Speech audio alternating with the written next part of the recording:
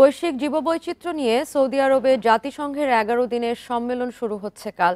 এতে জলবায়ু পরিবর্তন, ভূমি পুনরুদ্ধার, মরুকরণ বন্ধ এবং খরা প্রতিরোধকে আলোচনার মূল বিষয়বস্তু করা হয়েছে। এছাড়া বৈশ্বিক উষ্ণায়নে উন্নত রাষ্ট্রগুলোর ভূমিকা নিয়েও শুনানি শুরু হবে।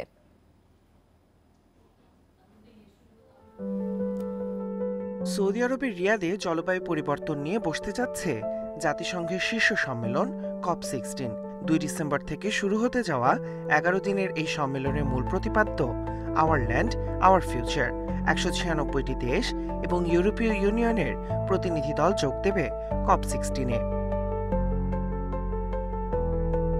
জলবায়ু পরিবর্তন, ভূমি পুনরুদ্ধার, খরা প্রতিরোধ ক্ষমতা বাড়ানো এবং পদক্ষেপ নেয়ার বিষয়ে নজর দেওয়া হবে এই সম্মেলনে। পাশাপাশি সম্মেলনের এজেন্ডায় রয়েছে লিঙ্গ সমতা এবং যুব ক্ষমতায়ন। এদিকে জলবায়ু পরিবর্তন ও বৈশ্বিক উষ্ণায়ন বাড়াতে উন্নত রাষ্ট্রগুলোর অবদান এবং আর্থিক দায়বদ্ধতার বিষয়ে শুনানি শুরু হবে জাতিসংঘের শীর্ষ আদালত ইন্টারন্যাশনাল কোর্ট অফ জাস্টিস ICJ-তে। এই বিষয়ে ICJ-তে যুক্তিতর্ক উপস্থাপন করবে ভানুয়াতু।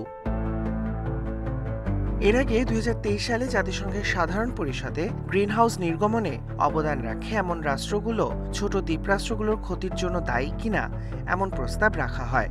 এছাড়া ২০২৪ সালে বিশ্ব আবহাওয়া সংস্থা তাদের এক প্রতিবেদনে জানায়, প্রশান্ত মহাসাগরের উচ্চতা বিশ্বব্যাপী সব সমুদ্রের গড় উচ্চতাকে ছাড়িয়ে যাচ্ছে।